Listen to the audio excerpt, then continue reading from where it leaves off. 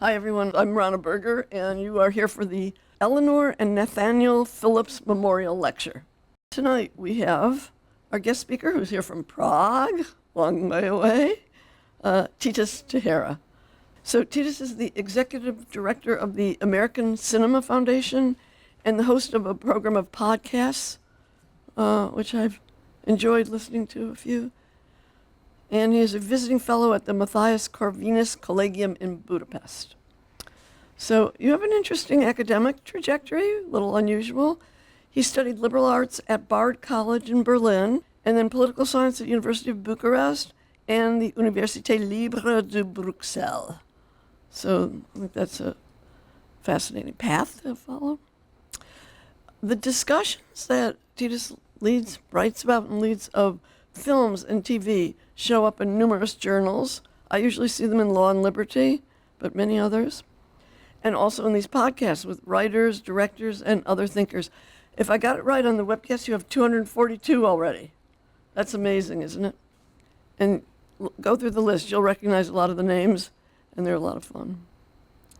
So I would put it, he responds to cinematic works, both classic and contemporary, with an attentive eye to their artistic details, their artistic features, but at the same time, offering, I think, far-reaching reflections on their historical, political, and philosophic significance.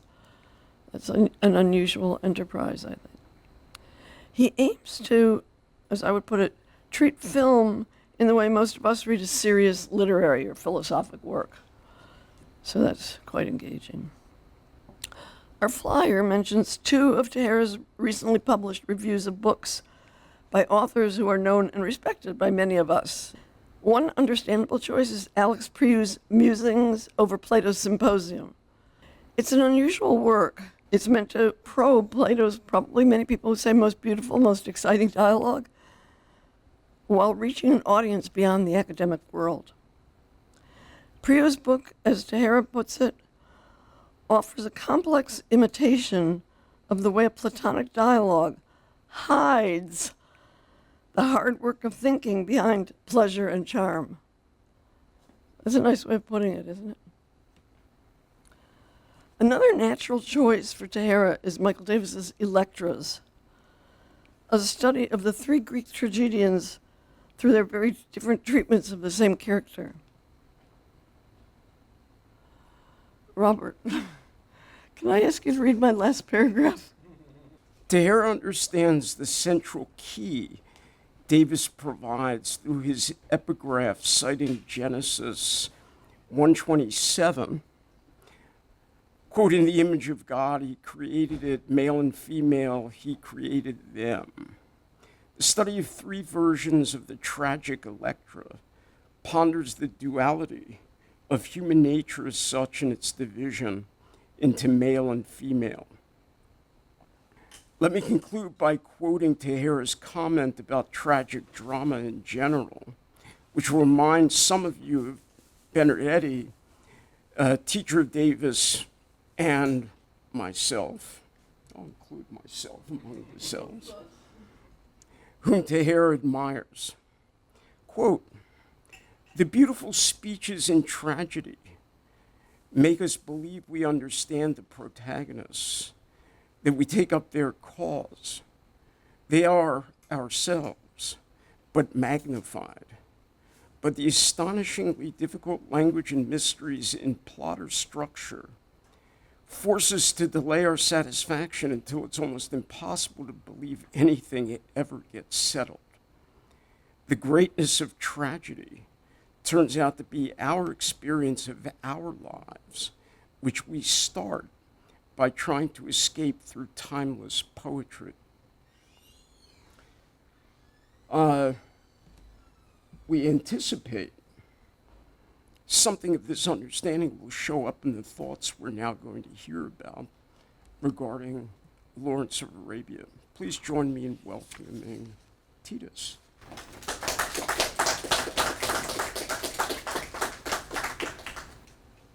Thank you very much, and for the kind words and for the effort as well.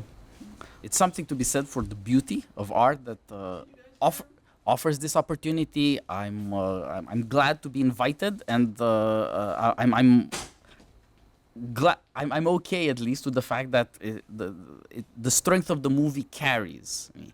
To some extent, it's something we tend to forget as scholars. The things we're dealing with are more important than our dealing with them, although it's more important to us that we deal with them. And that's true not just of life, but it's also true of works of art. The greatness and the misery of academia has everything to do with the greatness of the works of thought and how they encourage us, as do tragedies, to take them up as causes and therefore to presume on them, to assume for ourselves, so to speak, their greatness. And I hope to show something about what it means to embrace and also to step back from a great work. And my chosen work is Lawrence of Arabia. I think there are many things that could be said for its timeliness, but I will leave that exercise to the reader or audience. This is David Lean, the greatest English director, and this is his greatest movie, Lawrence of Arabia. It's a controversial statement to say that, although in that time, from the 40s through the 80s maybe, he was very popular and very prestigious. This movie won Best Picture. He was at the Oscars. He was very well rewarded, not just regarded. And of course, the movie is still famous, although nowadays that means it's available. And the statement is not controversial because we have since changed our preferences, that the change in taste has led us, as say, the Romans liked Euripides better than Sophocles. That was understandable, if not necessarily correct. What has changed instead is the understanding of the works of art and their importance. The thought that there should be a great English director, or a great director simply, is what is controversial. A kind of forgetfulness has settled over people for that reason. But on the other hand, anyone who watches the movie can see immediately how beautiful it is, and anyone who is enraptured by it is also in danger of noticing that this is a great artist, and that the movie is a contender, as he is a contender, for the greatest to have done it, which is surely a thrill that people are alive to some extent even now, although we don't make so much a show of it. And the understanding of the ambition that is somehow obvious but does not disclose itself is easier if you step back and look at the man's career. Lynn made it his business to dramatize Britain, better said England. At home, he for example, adapted Shakespeare when the Shakespeare of the English, the Dickens, that is. Great Expectations, Oliver Twist in the 40s, but also England abroad. He adapted, as his last movie, E.M. Forster's A Passage to India, also a story of West and East, if you will. He showed us England in peace, in This Happy Breed, in Brief Encounter, and also England in war, in This We Serve, at the time a very famous movie by Noel Coward, at the time a very famous English artist, and of course The Bridge on the River Kwai, a great movie, almost comparable with Lawrence. And he also showed us England in relation to small things in ordinary life. I recommend Hobson's Choice. And also in great things, which is what we'll be talking about today with Lawrence of Arabia. And in all of that, he wanted to show the past as well as the future of England. One can almost say that all of England is in David Lean's movies. And that seems somehow the fitting ambition for the artist, and why that is so controversial today. We have, if you will, a refusal to be comprehended. The controversy then concerns the image, but much more so that of which it is an image, England. Whether it exists or should exist. And to make this more obvious, consider the only comparable figure to Lean in the imperial era. That would be Rudyard Kipling. He was the poet of empire, and he is even more reviled. But in a way, his memory has also been saved, although primarily because it seems Americans indulge the whimsy of their children, and so you get the Jungle Books, Disney movies, and such things. Better than nothing.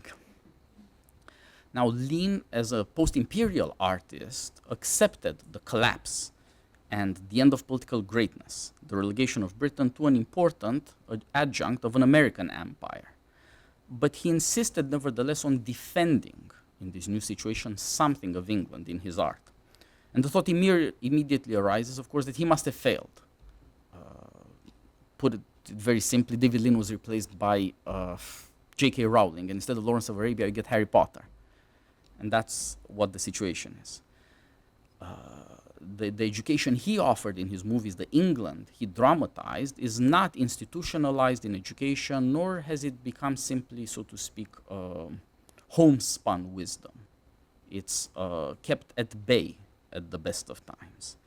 But Lean was aware of this difficulty. His account of England's collapse points to self-destruction as the cause, and therefore to his art as a saving measure, a safeguard that might save something that's left and something that's worth saving, but it's, in the best case, playing a very bad hand with great grace.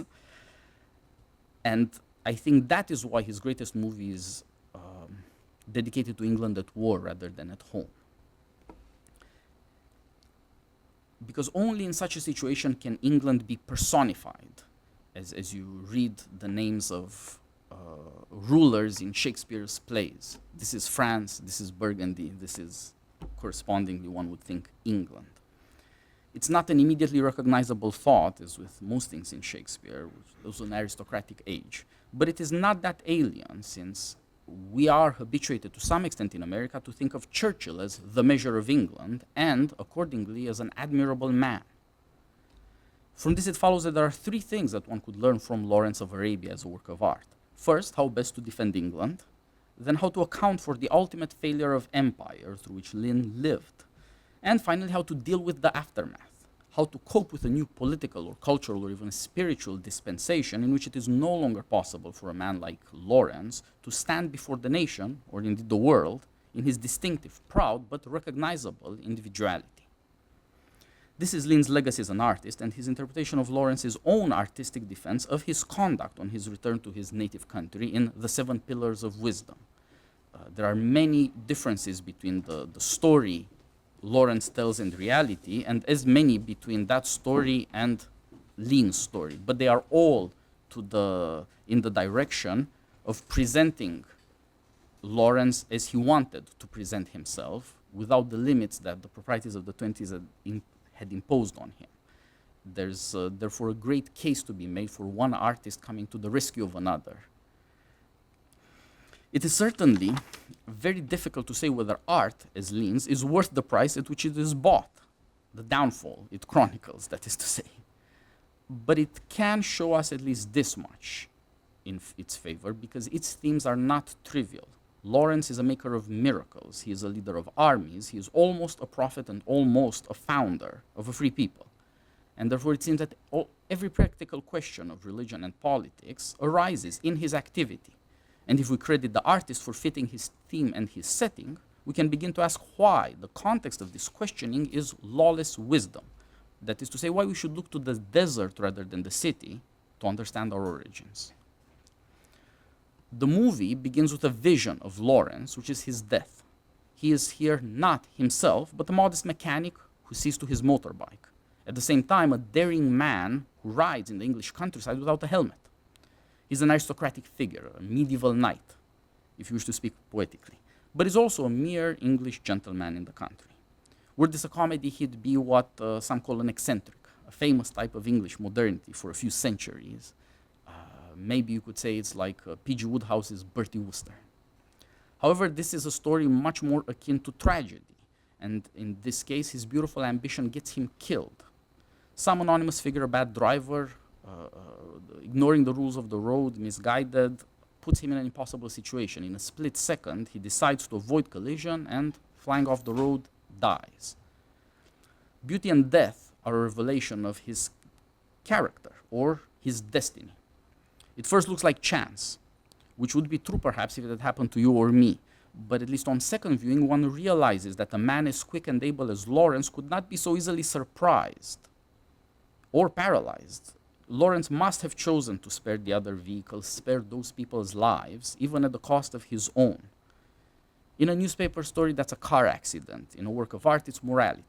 Somehow, this is what it means to be human. As is customary, death is followed by a funeral. What is unusual is that this unknown figure we had seen, whose action was obvious, but he was not named, Colonel T. Lawrence, he now appears, gets a funeral of state. He is interred at St. Paul's Cathedral. And nevertheless, this is a more obscure introduction still, and hence, in this case, a fitting introduction. That is, we see England's prominent politicians, including Lawrence's military colleagues. They declare they don't really know Lawrence. They do not recognize his chivalrous passion in themselves. They quietly understand Lawrence to have been aiming to achieve such a beautiful funeral. He is defined, as decent Englishmen are not, by love of the noble. Yet funeral is a reconciliation of a man and his community, a reclaiming of what is apart into the common. The stranger among us, that is the hero under modern conditions. To be a stranger, however, under conditions of enlightenment, facing the claim that we now know what it means to be human and can arrange human affairs on the basis of that knowledge, is to be more than merely human. We must put two together here in a formula. The hero strives to embody that which we, without striving, claim to represent. The story can accordingly be called the true and needful eulogy of Lawrence. To admire is admittedly difficult.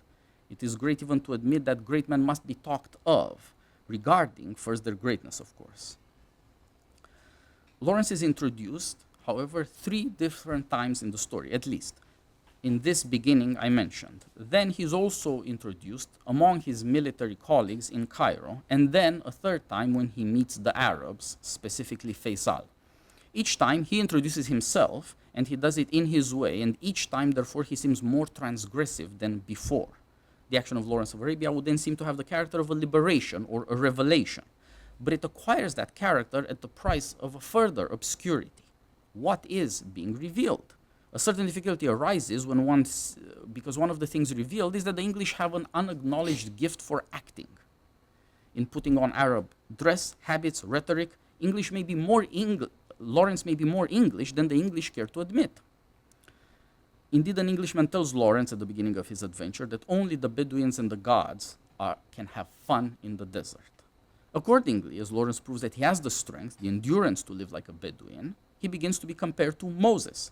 There's a joke about the parting of the Red Sea. He makes a joke also about being guided by a pillar of fire. The joke is he is returning to Egypt rather than leaving it. All this comes after he's accused of being a blasphemer, specifically for denying the limits set to human action under divine will. Islam seems to prevent Lawrence's highest ambitions. Indeed, in the lead-up to the invasion of Syria, which rehearses the historical achievement of the 7th century, Lawrence compares himself to Muhammad, moving mountains by faith, but also to Jesus, walking on water. This is commonly called hubris. Yet that is not simply a joke, but it is the distinctive mark of a tragic protagonist. Now, as to the movie itself, Lawrence of Arabia falls into 7 unequal parts, each of which suggests a completeness that the movie as a whole seems to lack. The first 2 introduce the protagonist, Lawrence, and the action, the Great War. The one I've already discussed, and it is the only part set in England. The other is in Egypt, in Cairo, which is a halfway house between Europe and the East, since the English ruled there through the Sirdar. Among the military, Lawrence is already a misfit. He's an intelligence man, the opposite of the martinets and their formalities. He's a wasted resource. He is a cartographer, and that is a comic image of a conqueror of that world which he maps out.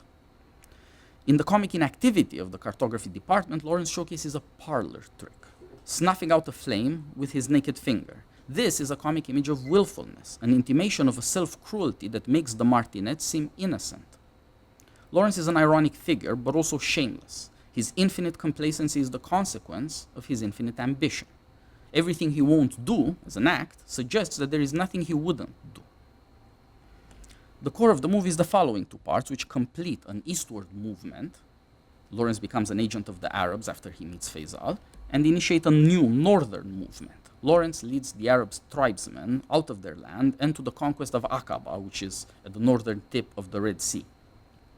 by 3 stages: meeting a Bedouin, meeting the Sharif Ali, who kills the Bedouin, and then meeting Faisal, whose kingmaker he becomes, Lawrence becomes a leader of a small group of Arabs whom he leads through the Nefud Desert, the anvil of the sun, and onward to the sea. This is the movement of apotheosis, and it is after this success that the Arabs adopt him as a leader. The evidence of leadership is the kingly power of judging life and death, which is a condition of politics without which the tribes would endlessly prey on each other. Thus reconstituted, the Arabs surprised the Turks at Aqaba and achieved their most remarkable victory. If we take a decent man to be one who equates the lawful and the just, and implicitly the unthinkable with the impossible, what then would a true leader be, a prophet or a holy man? He would be one perhaps who makes the impossible into the inevitable. Lawrence proposes to do the unthinkable, cross the desert, but achieving that is not yet a miracle, since it is something the Arabs can desire, however much they fear it. Lawrence, however, returns to the desert to save a man who had fallen off his camel and comes back with him alive. That, and only that, can be called the fearlessness that exasperates, offends, and even humiliates his men, first because it is unnecessary, and then because it seems to cheat death. Lawrence has to kill that man later to settle a matter of justice among the tribes. And the 2 orphan boys who become his first companions and servants, not to say believers, also die following him. And of course, the Bedouin who teaches him the ways of the desert in the first place is killed, no less for a gift that Lawrence had made him, his revolver. In all these cases, we see a power of acting beyond the limits of the tribe and to rule over those who fall below the protection of the tribe. If we take the family to be the natural association and tribal leadership therefore the most natural community capable of waging war and therefore of defending and perhaps increasing itself, he may be said to complete or to overwhelm nature. In the process, mercy and justice both take on a new meaning, since the evidence is offered that going beyond what may be done within the law and what can be done by tribes is the minimum condition of a great success. To secure the needs of the body, one has to go beyond the needs of the body. The promised land is on the other side of the desert. The home for which human beings long is paradise.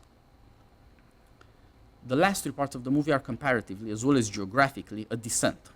Lawrence becomes an international figure of fame through American press chronicles of his victories in the Arabian desert, helping to liberate a people from oppression, a beautiful champion of a beautiful cause, a new figure for a new age. Then he attempts and fails to capture Dera in southern Syria during the winter campaign. Finally, he leads the Arab tribes, including the dishonored criminals among them, to the rout of the Turks, whom he orders murder to the last man, and to the taking of Damascus in the spring, which the Arabs mismanaged and abandoned to the English. This earns him his last promotion. As colonel, he is dismissed by General Allenby and the future King Faisal. He turns toward England in a jeep, passing by camels and passed by a motorbike in turn. His past and his future. Lawrence arrives among the Arabs at a moment of debate concerning the character of English power. His superior, Colonel Brighton, who is the liaison officially with the Arabs, claims it is English character that makes English power. The implication is that Arabs would have to obey orders and thus learn the virtues of the English. They could have good government. They cannot have self-government. The future King Faisal demurs. He points instead to technology. The Arabs are learning the hard way the power of the air in the modern war, as the Turks use planes to strafe and bomb them. The Englishman claims technology is reducible to character too. After all, before industry meant factories, it meant a quality of character. There is every reason to think that he does not realize what he's saying, that it's English character ultimately that is responsible for the overpowering character of modern technology. Since he's a decent man who believes in himself because he believes in his people. But he brings technology and not education to the Arabs, since the former is much more easily transferred than the latter, which is in turn much more particular. Now, if there is a way to have it both ways, to connect character to the works of the arts and sciences, that's Lawrence. He characteristically detaches the civilizing mission of the English Empire from its political context in Westminster, and at the same time detaches the military education he received from its circumstances. That is, war is universal.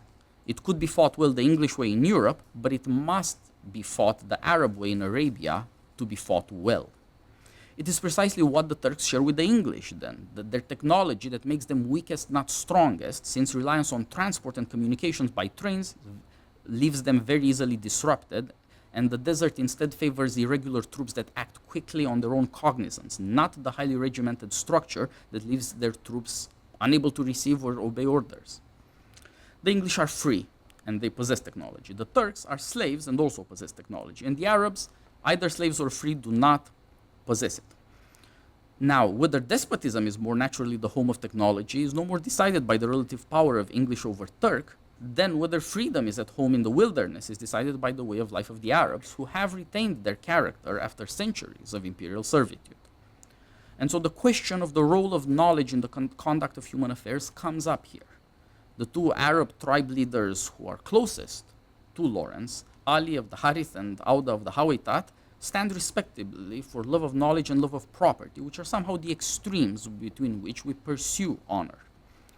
This man, Auda, he understands honor as honors, the rewards one receives in victory. To the victor belong the spoils. The spoils come in three categories as they relate to war and peace. With regard to war, there are those spoils that are conditions as well as rewards of victory. For example, horses. Auda especially loves the horses. He considers three gifts that would be suitable of himself. One is a parasol, which is sort of ridiculous, but if you think about it, very needful in the desert. The other one is a clock. Turns out to be of no use to him since he would have to understand mechanisms, and he will not have that kind of patience. What is time to an Arab? And then, of course, the horses, and especially that beautiful white mare. Now, with regard to peace, there are two kinds of spoils. Those that belong to the arts and sciences, which nomads, if they want them, would have to go to the city to acquire, and those that belong to nature and do not require distinctly human endeavors. Auda believes in gold, accordingly, and not paper money, because the former is beautiful and can be carried freely, whereas the other is not, and obliges us to agreements with strangers. Colonel Brighton, in a moment of passion, calls Auda a deserter and a thief. He would say the same thing of Achilles and Hector. Auda answers, the Arabs have to get paid just as do the English, and the deserter is a freer man than the conscript. Justice among the English is limited by the astonishing compulsions of the modern state. Among the Arabs, by the willfulness and undiscipline. The character of the rewards of virtue may be agreed on, but the manner of obtaining or distributing them cannot. Auda believes that honors follow from his being his own man and allow him to be a river unto his people. This audacity makes him both charming and generous, however unreliable, and at the same time it turns out to be a condition of justice because it sets limits to his endeavors. The much smarter and more reliable Brighton is, on the other hand, always conscious that he is under orders and yet cannot assign any limit to his activity, as though the English had been elected to inherit the earth.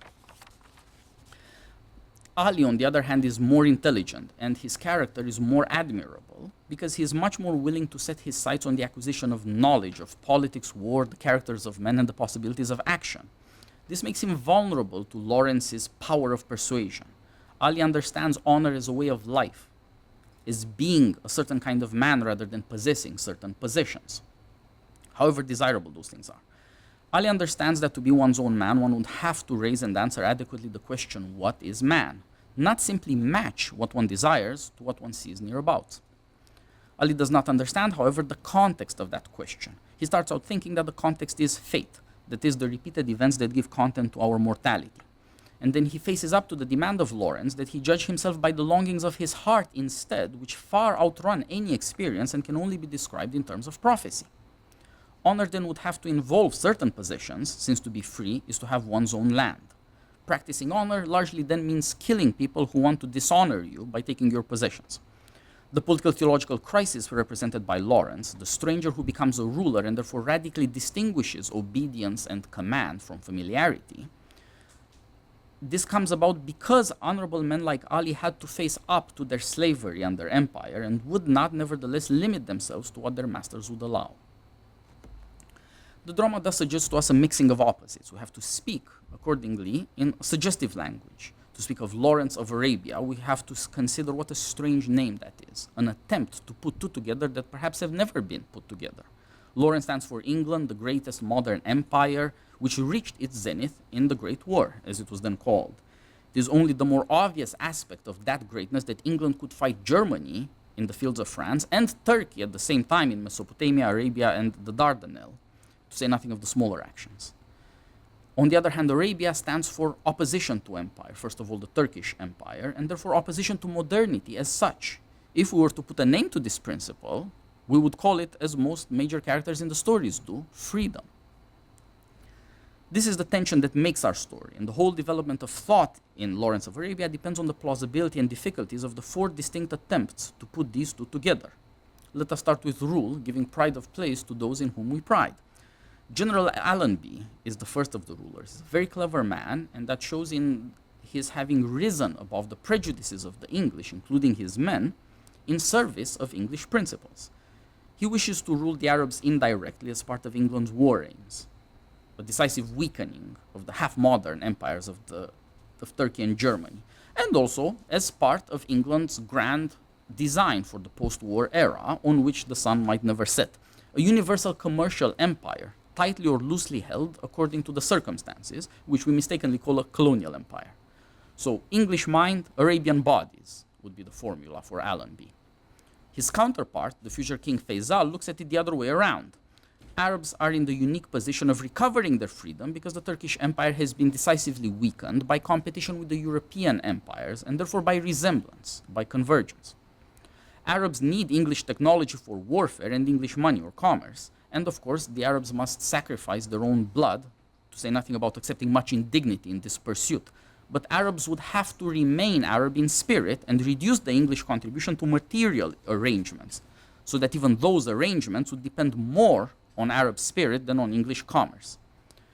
If one has the luxury to think through the principles of rule, one would see quickly that this position is at best provisional because it doesn't include an independent political standpoint which is necessary for the adjudication of the right mix of spirit and matter.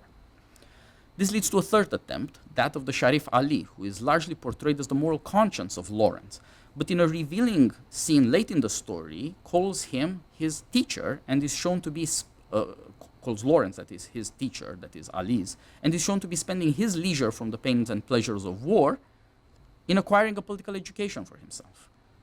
He wishes to become a master of the modern science of politics, which created, among other things, modern technology.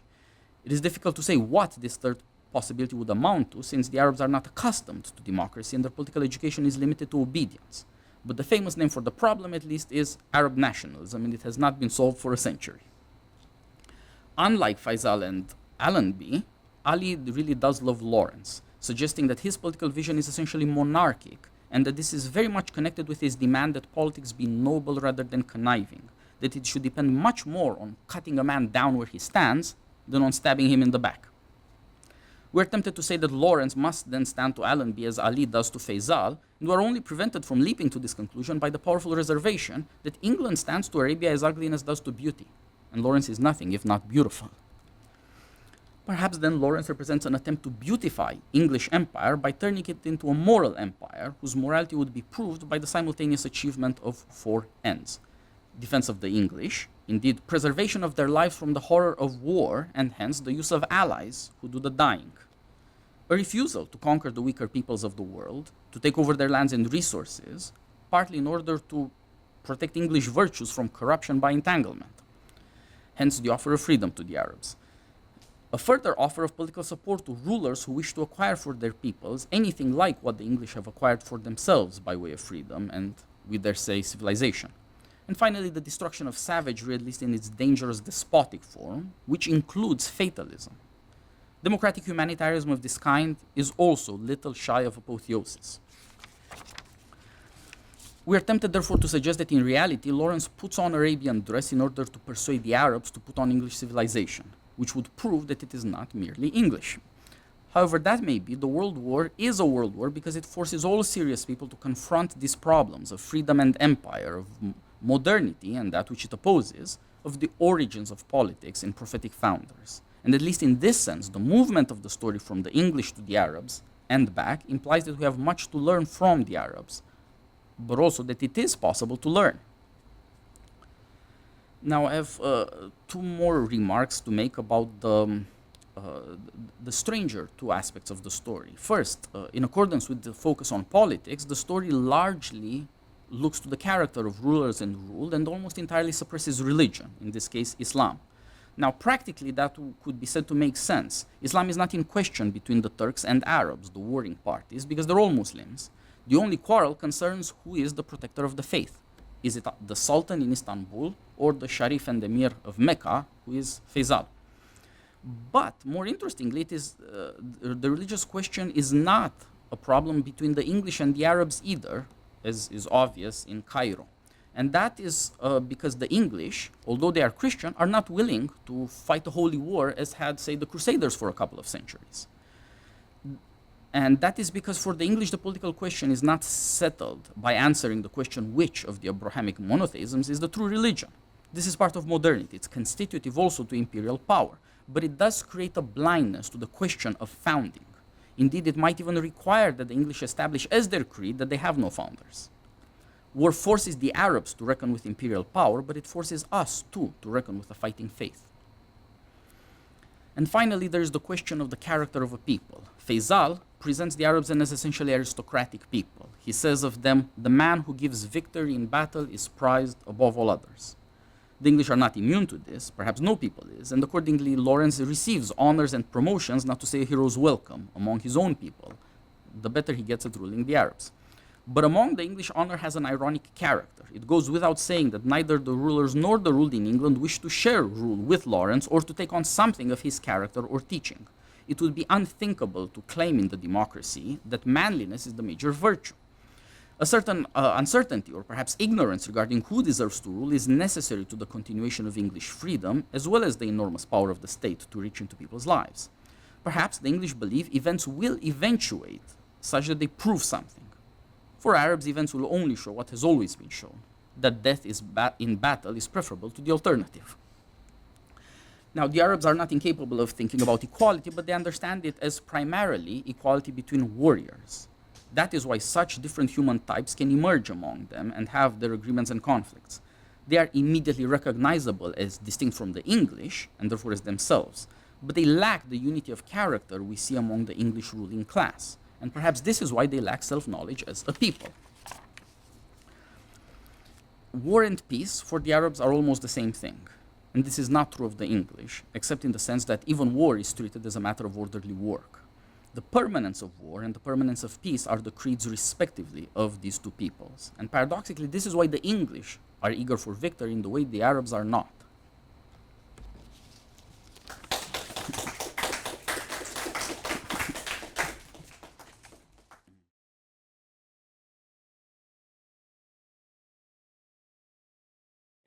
In Rana's class, we're reading the Alcibiades 1 right now. So watching Lawrence of Arabia and hearing your talk, there's such striking similarities between the figure of Lawrence and Alcibiades. Especially, I think we focus in our class on this idea that partially, is inspired by Plutarch's Life of Alcibiades, when Alcibiades goes to, Persia. He's more Persian than the Persians. When he goes to Sparta, he's more Spartan than the Spartans. Right? This is something we've been working on. And I guess I'm wondering, and you kind of mentioned this several times in your talk in terms of when there's that arresting scene, right, when Lawrence when he first returns to Cairo, and he's dressed as an Arab in the Arabian garb, and all of the English are looking at him in a kind of antagonistic way. But then there's this sort of exchange and then this kind of public display of it seems like a sort of negotiation between the Lawrence and the others. And I guess I'm wondering if you might have something to say about what is it that allows Lawrence in particular to take on this kind of Alcibiadian role, because, and maybe just one last thing, it seemed like what allowed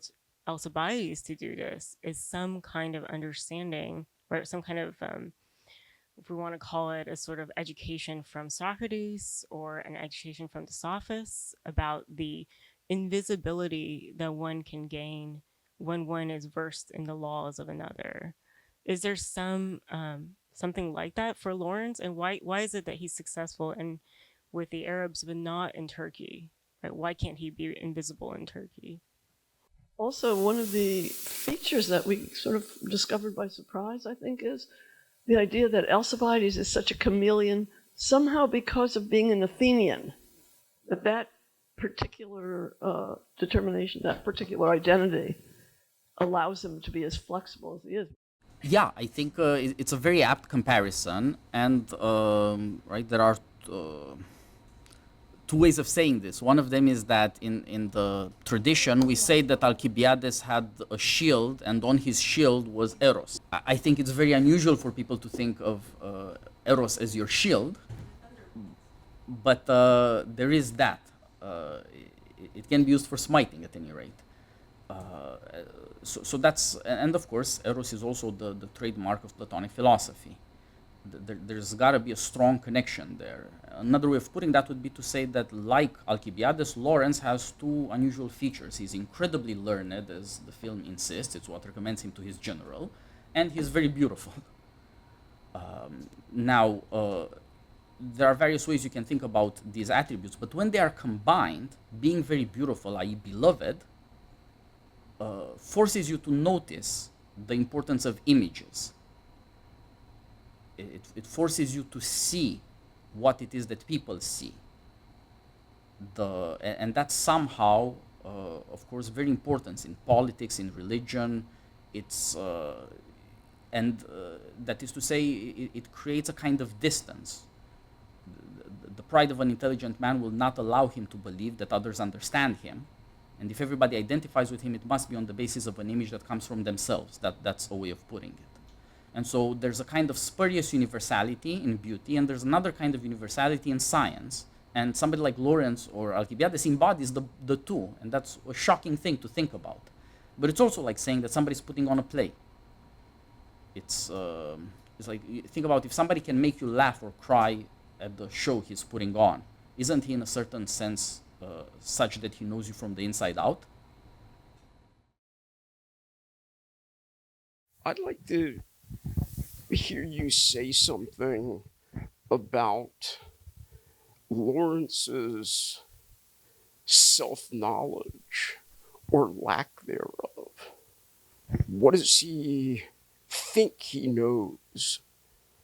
What does he, if at all, come to understand he's mistakenly believed that he knows?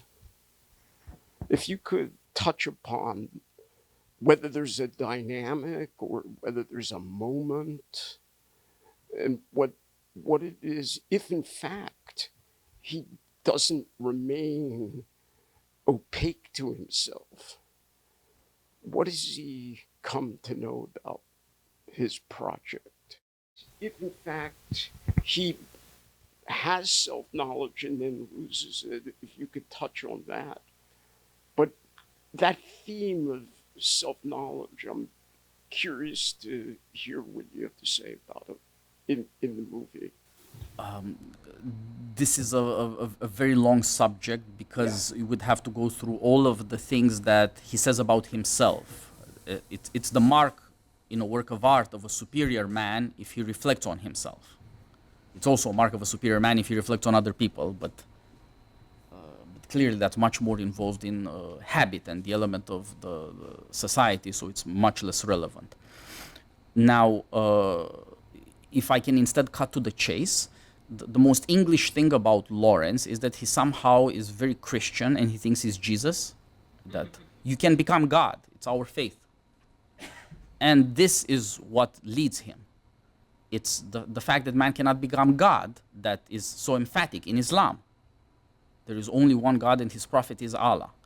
That's said against the Christians, it's said against the Jews, right? These sorts of peoples that lived in the Arabian Peninsula, in the Hijaz, in that time. So that's the major political difference. It's, I can send you my paper, ultimately this is what it's about, but there's a very long way of getting there. But since Robert asked, I thought I'd just tell you. And so everything in him turns on that question. What does it mean for a man to become God?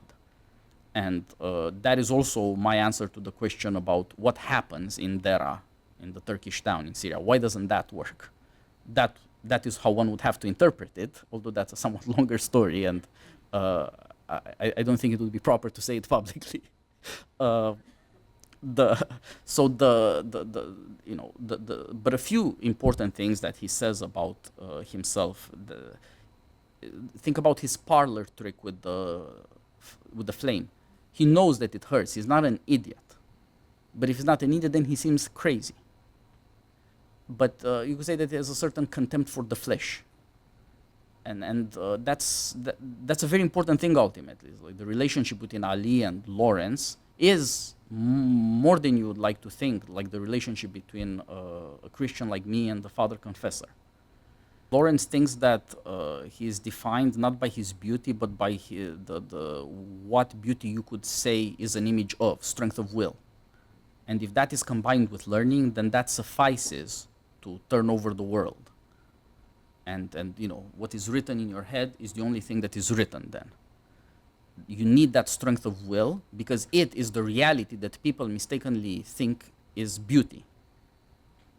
And people are mistaken about that because they don't take knowledge seriously. Like that would be the complete analysis of his political psychology, I would say. And so it is the difficulty of the flesh that this sort of willfulness is not enough.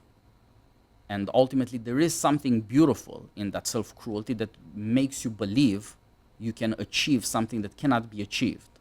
It discounts circumstances. There's something a little more human in Lawrence's jokes. Seems like the yoke of England, of this sort of enforced class mediocrity, was good for him in a way. Once he slipped that leash, he became so great. But he also could give full rein to this Christian, very modern contempt for the flesh, and therefore the opinion that you can overcome all of the limits of circumstance. You could overcome history itself. So, the dialogue has this subtitle on the nature of man. And one of the puzzles I haven't figured out about it is he's so extraordinary. No one else is like him in the superior nature and everything he's able to accomplish, for good or bad. So how did they get to that? And people, the scholarship says it was the first of Plato's dialogues because it's about the nature of man. And it seemed like a few things that you say about Lawrence in your discussion bring out that same doubleness, like total extraordinary being of the superior nature, and yet somehow indicative of human nature as such. So yeah, I think if you look at the young Alcibiades is somehow reduced by Socrates to confusion. He doesn't take sufficiently seriously the problems of acquiring knowledge, never mind certain difficulties that are inherent in reputation. Although on that side, it seems like maybe Alcibiades was right. You can brave it. You can be the craziest guy in Athens, and eventually that makes you the champion of moderation, which again is also Lawrence of Arabia, actually. You do have to go too far. Like that somehow establishes your credibility. And of course, that is emphatically a manly matter. It's sort of like you should be willing to fight somebody to the death so that you can be a nice guy and you don't have to do that sort of thing. That's a way of putting it, but there's a certain depth to it that has to do with the character of soul. Why is a man like Alcibiades vulnerable to somebody like Socrates? Why is there a vulnerability in a noble man like Ali that Lawrence discovers? One thing that you can see is like the cartographer Lawrence, the young Alcibiades has this out-of-control ambition. Socrates is the first man to discover that, to show it to him, that says that you would probably want to die right now if somebody told you, like, you get to rule even Europe, but not Asia, not Asia. And of course, that's, partly an ironic commentary on the sorts of things you learn from Thucydides and Xenophon. You must always be mindful of that. But basically, the psychology checks out. And if you want to look at that, think about something like Elon Musk and going to Mars or what have you. Elon Musk looks at the sky above and he doesn't think that like the moral law within is, the sublime thing that makes you human. He feels lonely. He feels personally hurt by the fact that there's so much cosmos and so little man. Only by extending mankind into the planets, could you say that man is truly coextensive with the cosmos of which he is nevertheless aware? The only way to make that awareness not painful would be for man and cosmos to be coextensive. And this is what Socrates means about Alcibiades and his ambition within, of course, the political cosmos. And that's something to be said about Lawrence is that way also. This is why this is about man.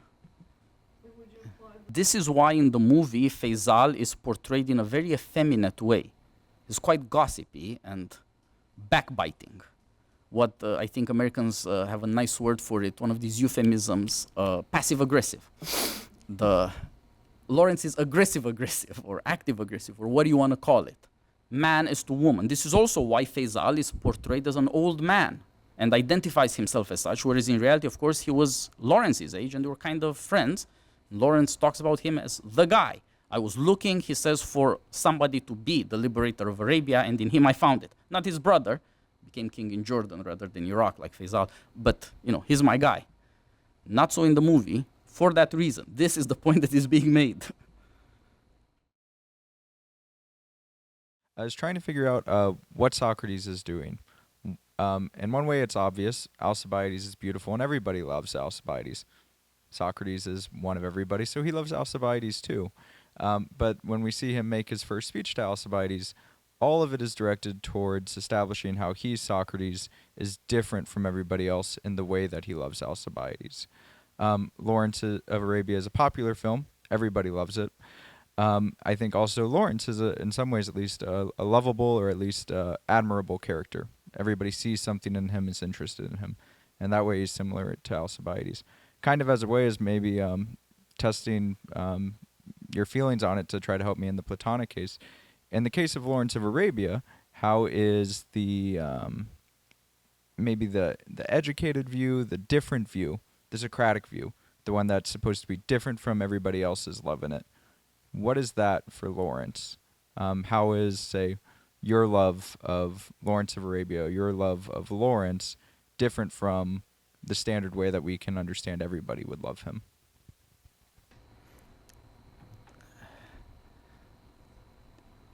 He could have stayed an Arab, or he could have stayed in England, and either one would have been a better choice. But it's a very hard lesson to learn. Again, if you're interested, I can send you the paper and you can just compare the sorts of observations about England with America and the American Empire and see how that feels once it hits closer to home. It's really, really hard for anybody ever to tell you no.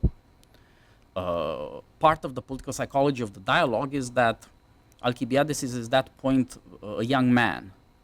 He is about to become important, and he is also past his innocence. His lovers are not really there anymore, because one thing they loved in him was his innocence. If you read around in Greek writers, you will see how important the connection is between pederasty and the political society. What it has to do with saying that the male is lovable, that there is a problem, the female problem, and what is that? It's to do with the foundation. It's to do with dark questions. It's to do with why we're forever threatened by wipeout. And part of the answer to that is a loving affirmation of the male and the strife. And Alcibiades is at the moment when he passes from one side of that to the other. And so in that sense, he's running out of lovers, but he's not yet a lover himself, but he is in a position where he might become a lover of Socrates. And a lot of that has to do with what love has taught him. Now, if you allow a crass, but I think more recognizable example, think about something like an American high school where you have, unlike in other parts of the world, jocks and cheerleaders and things like that. Like kind of lovable people, but also it might be that they are being taught by their peers to hold the world in contempt. If everybody looks up to you, not to whoever who should be their friend, then maybe they deserve contempt. How do you not look down on people who constantly look up to you? Right? Or contrary-wise, this is why in American politics, whenever a politician gets up to make a speech, he starts with a joke. It's very uncomfortable for me to be up here and you down there, and I'm speaking and you're listening and all that. Hard to accept that kind of authority, the looking down and the looking up. We are a stiff-necked people. Craig's question is there a Socrates for Lawrence? It doesn't seem as though that were possible. Yeah. The oddity is that nobody seems to understand him in his land, and all they would have to do is look at the English school system. That's where he came out of. He is the greatest product of that. And that would be, by the way, true of Churchill, who was, they were friends. They talked about their books. Lawrence was one of the few people who understood how great the Churchill books were. So they were both products of the same thing. So was Evelyn Waugh. There were a number of these people, and they're all sort of like these sorts of characters you find, talented young men in Xenophon or in Plato who never found their Socrates.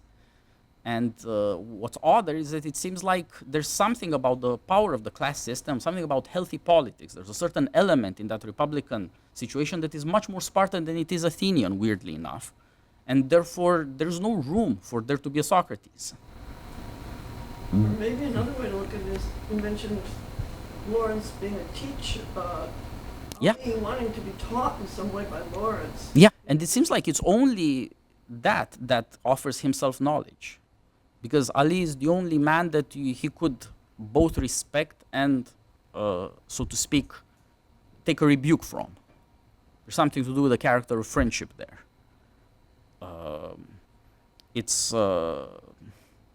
If you compare, say, the way the movie is set up, you'd expect that General Allenby would be a sort of fatherly figure. But it turns out that this is not how politics works, first of all. What world are you in? But secondly, that it's somehow impossible because of what the English are as a class, a gentleman. There must be a certain presumption of equality within the class to hold. And somehow that has also led to a weird kind of uniformity, which seems to come from their enormous success in their imperial project. They're exporting this continuously, and therefore they have to have an incredibly orderly, incredibly conformist system. The more the world is the world, the more England has to be England. The conflict leads to this incredible conformism. And that leaves Lawrence in the cold, so to speak. He's a great imperialist. He's completely for the English project, partly because he knows it failed him personally. England broke his heart, and that's making him want to prove himself even more. And yet, it does proving that he has proved the imperial proposition. He can understand the Arabs as Arabs. He doesn't have to think of them as Englishmen in the making.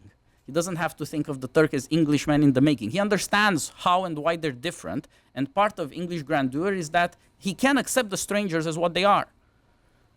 But he cannot think, given his imperial ambitions, like with Alcibiades, he cannot accept a teacher. His responsibility is not, so to speak, to himself or to Socrates, it's to the empire, and that shuts out the possibility we're considering, which, it's ironic. Like the dialogue is a joke, it's hilarious, but that's the point. I was wanting to hear you say something about the cave scene, just at the point where Ali expresses his acceptance of Lawrence's teaching. Lawrence denies. It reminds one a little bit of the end of part 1 of Zarathustra, where Zarathustra says to his disciples, "You must reject me." And it looks as if something like that in that cave scene is taking place. But that's why I wanted to explore this question about Lawrence's own self-knowledge and whether he understands that he is being seen by Ali as a teacher, something that he himself had not prepared for. So what about that cave scene? This comes after his greatest failure, right? And that is a question, was that his most ambitious attempt? what did he think he would have to do?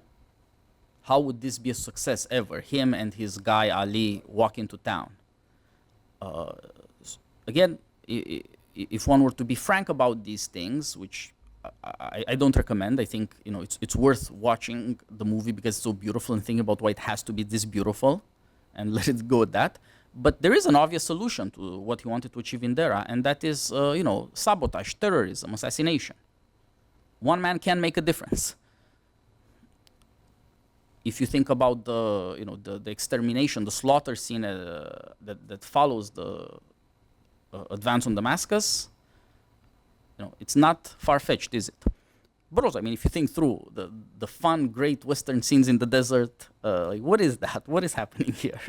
Where are we going with this stuff?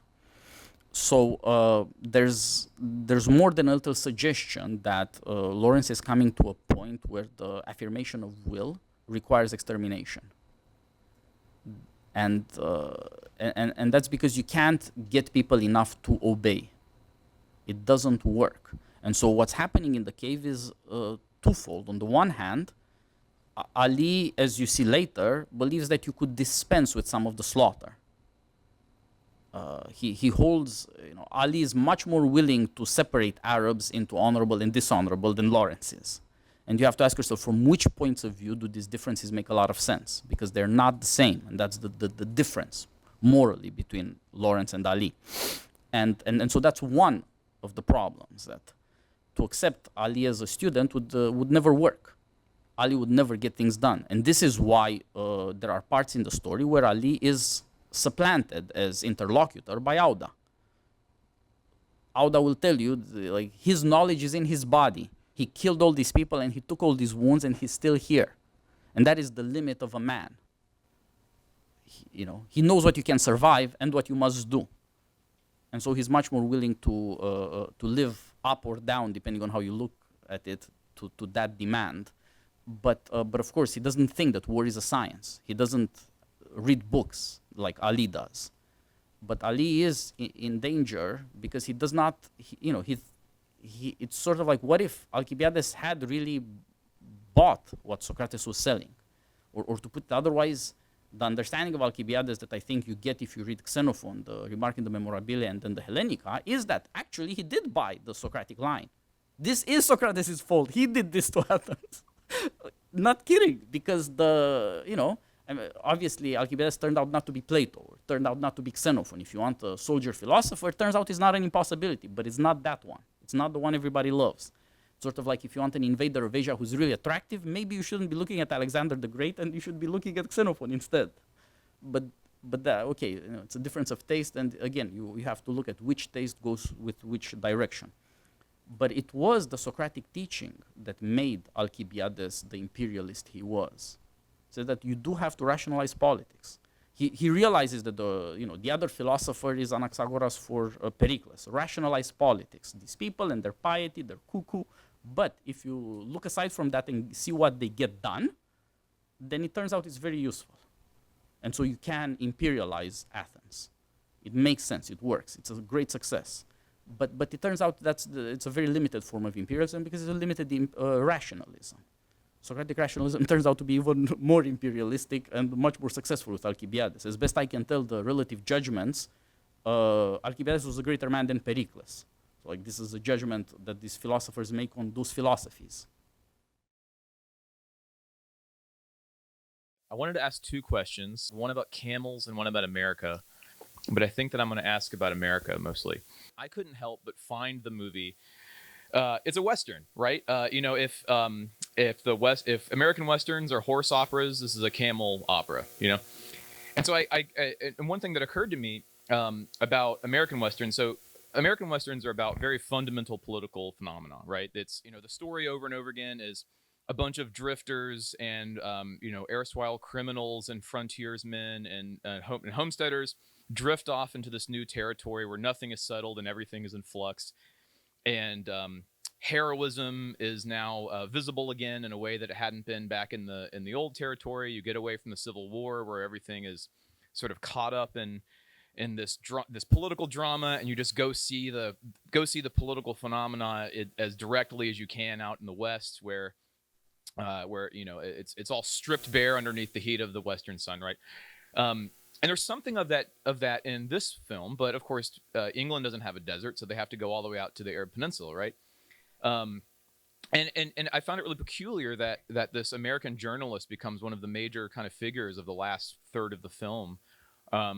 He popularizes Lawrence, not only in America but around the world, because his writing is syndicated everywhere. And then he has a very specific goal, namely of trying to get the United States to enter World War I, right? Fight against Germany in World War I. So but I wasn't able to really put all the puzzle together. So I'm sort of curious what thoughts you have on kind of the specter of America that floats over kind of the whole latter part of the film. And also just I maybe on a more formal level about how the film itself is sort of a self-conscious sort of how do I want to say, like, retrieval of an American film style, the Western, but then repackaging it for something of a different purpose. And I'm not entirely sure what that different purpose is, but I imagine you have some thoughts on this. So it has something maybe to do with camels, but Yeah, this is again a part that David Lean made up for this stuff. It's an adaptation of something that didn't happen because Lawrence wanted it to happen. He would do it, Auda wouldn't. In reality, Auda has his way. But in the story, it makes a lot more sense if Lawrence has his way. By the way, there is a lovely, well, maybe that's not the word, a heartbreaking, sobering Western with a camel in it at the beginning. It's called Ride the High Country, to Sam Peckinpah's debut. Really good one. You could say that the Western as a genre is supposed to justify the Civil War. It will recover the nobility of the Southern because it's no longer, dangerous, and also it will reassert the basic, we would say, the Tocquevillian Puritanic democracy of the North. Eventually, you have to bring the church, the school, the women, and the school marming also. So if you look at something like The Searchers, has to do with what holy law means. What does it mean to constitute the family?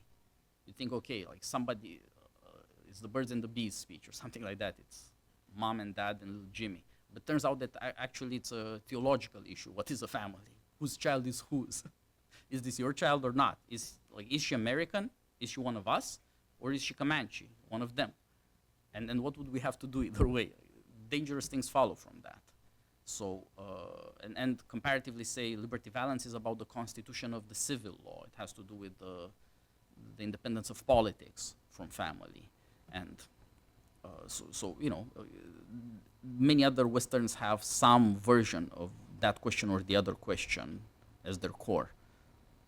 Now, in the case of Lawrence of Arabia, you have a greater tension between how far can progress? How far does empire go on which the sun never sets?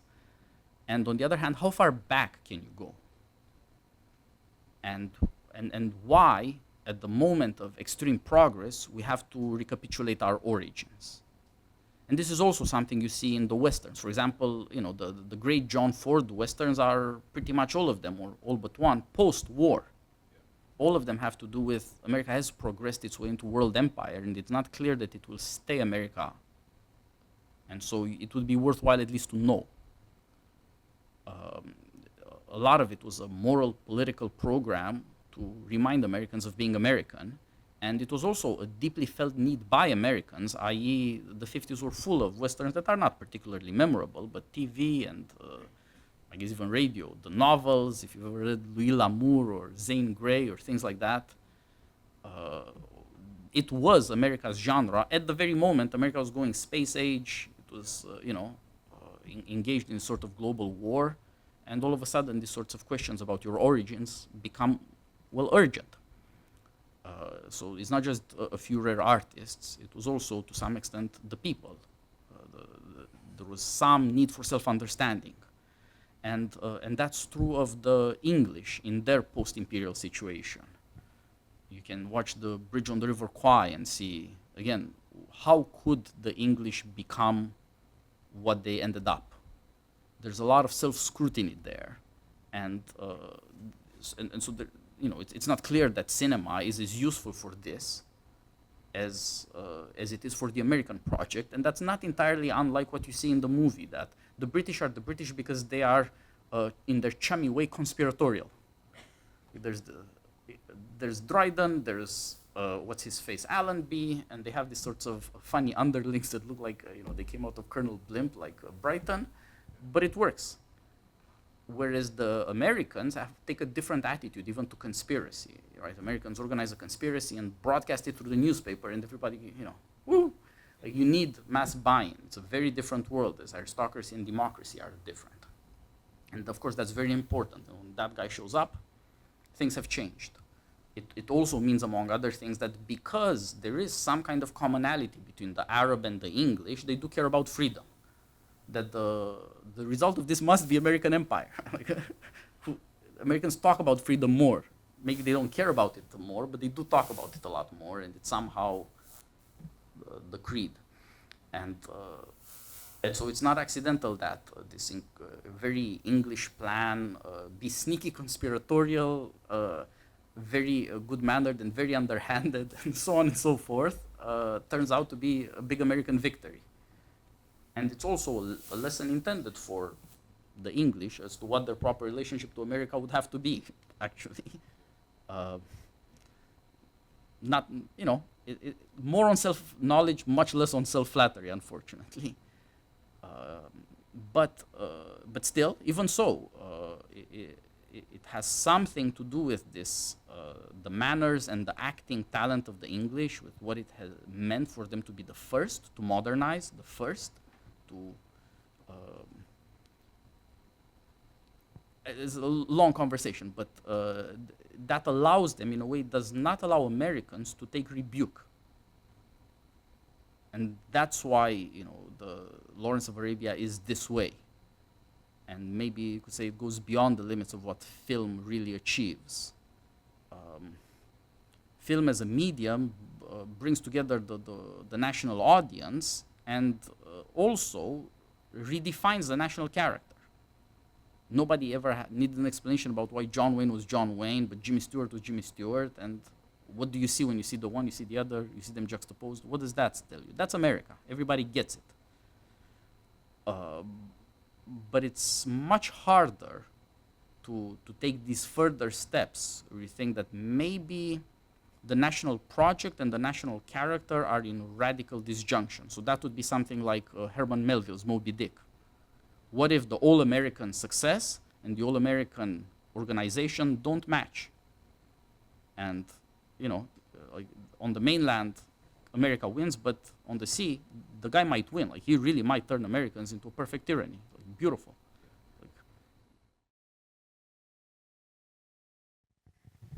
So there's something that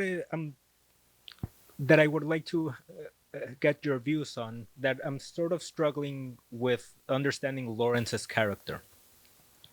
And of course, he is this great figure, and this is seen from very early. He enters the desert, and he already is demonstrating the superiority of his mind over his body, and the fact that he can withhold from drinking just as his companion is.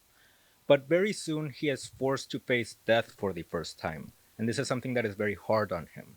And by the end of the film, he is very comfortable producing a massacre. So I guess not only that, but he resists at first returning to conquered Damascus. So I'm sort of struggling with this tension that there might be between a great figure that is discovering himself in the process, and what this great figure does with his previous moral conceptions.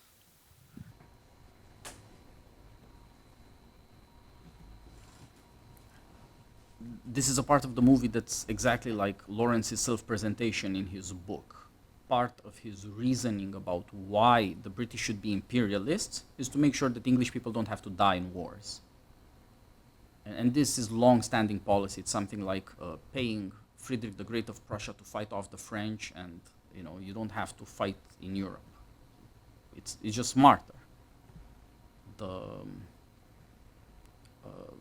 And then also, I guess the English are less martial as a people, so it is much more acceptable for a ruler to rule in this way. Again, in this way, he embodies the national character. He would rather other people do the dying, and he would rather not be involved in the killing. But also, he's a very manly man, and although he has this female quality, he's very good at imitating. Right? That's what you were saying. He imitates the Bedu, but then he imitates what he sees of Faisal, and then he imitates what he sees of Auda, and so on. He doesn't exactly imitate Ali, but their conversations also have something of that female character, because Ali is such a noble figure, and I think is what is called rigid, or principled, depending on how you look at it. What Lawrence says, that he was struck by how much he enjoyed killing somebody. I don't think it's decent to, especially in a classroom, to talk about the pleasures of war. But I remind you, there's a famous American general who said it's a good thing that war is hell, because otherwise we should love it too much. Or we can think about something like American veterans returning from war often are not happy in America. And it seems like, again, it is not possible to rebuke. So people say, well, there's something wrong with them. But the obvious thing to think about, since people do admire their veterans, is like, maybe there's something wrong with America. What if they're right, you know? Again, these are very hard things to bring forth. And but in the case of Lawrence, because this is a project for him, it's an endeavor, like people who are American are just American. It's not the result of a process that was pursued by conscious means and with some specific ambition, right? Whereas for him, it's not just that he puts on the Arab, but he puts on the imperialist. This is a project for him. And because he doesn't simply embody in an unself-conscious way what it means to be English, but he wants, so to speak, to be England, not just to be English, to be the empire, not just to be a player in one of these conspiracies that makes the empire what it is. He has to also bring to a very high pitch this other religious aspect, that you should not be murdering people. There is something about you being human that is sacred. And for various political reasons, we keep that very well concealed. I mean, it's possible even to watch The Searchers and think, well, maybe family is not that important after all. Like, maybe this guy is just taking it too far. It's somehow possible for us to think in this way. But the story indicates quite clearly that this is a serious matter. And so also with the taking of life. Why are we killing people? Because we have orders, that's why. And I mean, these people are very unpleasant. But if, on the other hand, you take yourself as embodying, fulfilling this sort of project, then you have to have a better answer than that. And the oddity is that makes him willing to say, actually, it's very pleasant to do. And that refers to what it means to, again, the kingly power. What must the origin have been? Who decided in the first place what life and death are? As an activity, not as something you would notice, but what it means to decide on these things. It's like when people will say, look, I want a better life for my kids or something like that, but they would never say, I would want a beautiful death for my kids. That's crazy talk. But maybe it matters a lot more than people think. Like, why is again, look at England. They're in the grip of a debate on the question of suicide. What does it mean to die rationally? Like, you have a job to do up to the moment you die, and the way in which you die had better live up to this particular principle of enlightenment. No excuses. You never stop. Okay, so actually, that's what I mean. But nobody experiences it that way, except maybe the lady who introduced that bill that's now being debated. Like, everybody else is acting like, what is happening here? Why are we doing this? Whether they're for or against it. Well, I mean, stop and think about it. Lawrence is the kind of man who stops and thinks about it and says that the power of life and death is what makes us human. I'm curious about the seeming lack of, you began your remarks on the subject of England, and I'm curious about the seeming lack of jolly old England. the kind of England you might expect in a Shakespeare comedy, Falstaffian England. So I'm curious about the lack of that as a part of the English identity, as an important part of the English identity. Yeah, something like a Falstaffian component. I mean, for the Socrates Alcibiades comparison, I always am brought to mind of Falstaff, and Hal is the great English Odysseus in some ways, this man at home in both the tavern and the court. And I'm just curious that maybe about this aspect of Lawrence and where you might find it. These two things are not unrelated, right?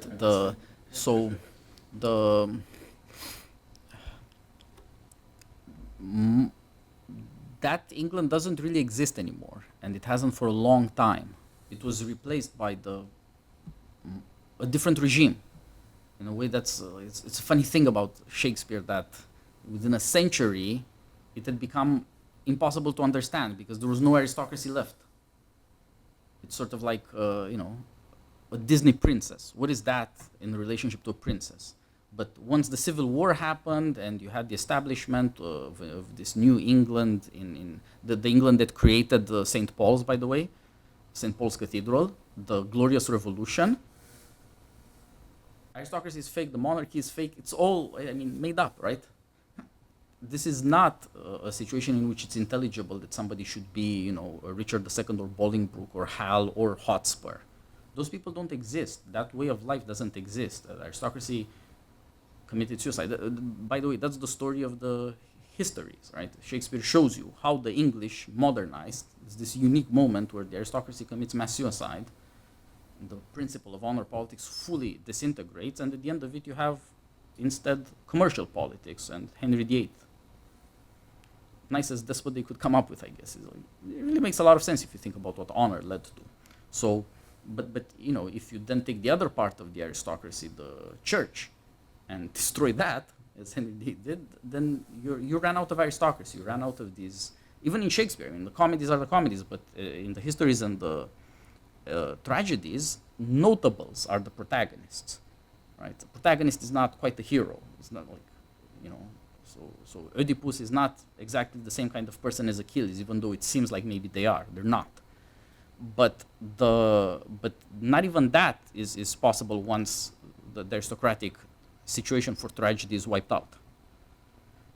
You can't have those kinds of protagonists. There's not going to be, another Hamlet who deals with the Christianization of the land, or Macbeth, or land Christianized, and that sort of theological political problem. These things don't happen again. And so in the English case, they were all written down, so to speak, by somebody who knew that this was over, but they became instantly impossible to understand because of this sorts of political development. And so those plays are there, but those realities don't exist. They've long disappeared. England was replaced by this commercial regime with a fake merchant aristocracy, with a fake monarchy that's negotiated, so forth. And instead, you get these two answers. One of them is imperialism.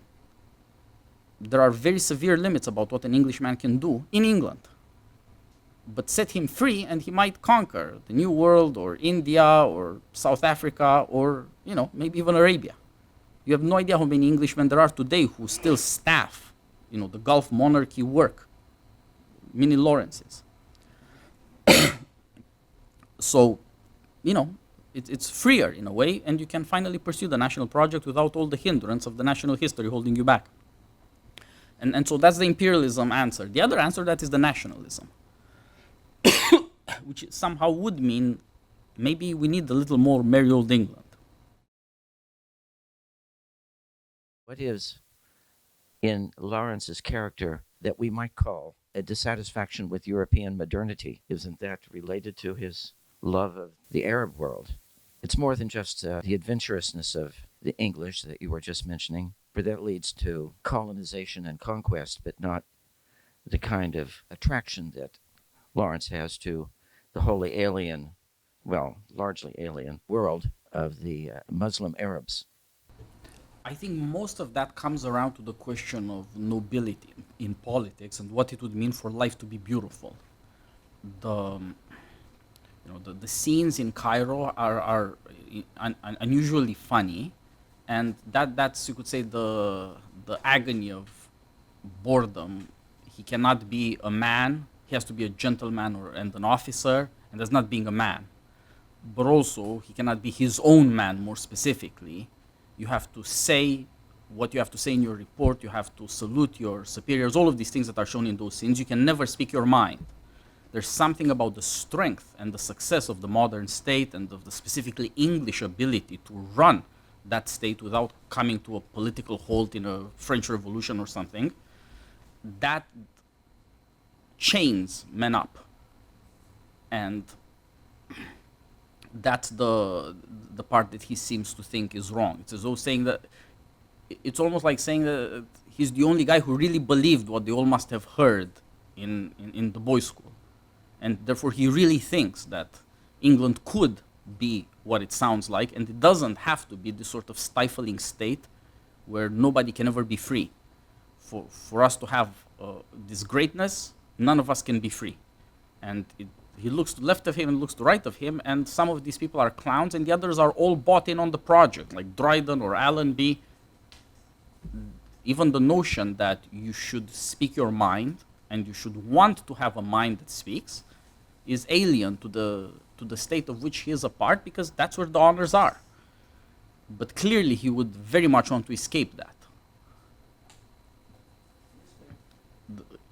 Like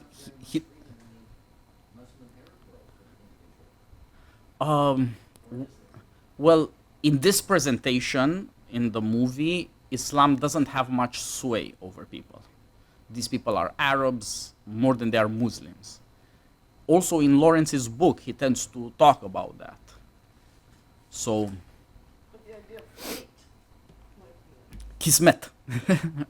But that's not, and that seems to be a pre-Muslim Arab problem. And you read a lot of these fatalism, for example, in the 1001 Nights, and that is not attributed in those stories to Islam, but it is attributed to those people, Arabs. So but in the presentation you have in the movie, and partly it's the occasion of the war. Like, what is fun to do in life? War. But the English way of war is quite boring for him. And so he says, in the desert you can have fun. Dryden tells him only Bedouins and gods can have fun there. He insists he will have fun. There's a question of, are there any experiences that correlate with the world you live in, with the habits, other people? And it turns out that in England there aren't. On the basis of what it is that people say, you would never predict how they behave. And that's absolutely necessary for the state to work, but it creates this kind of psychic crisis that the answer to which is nationalism.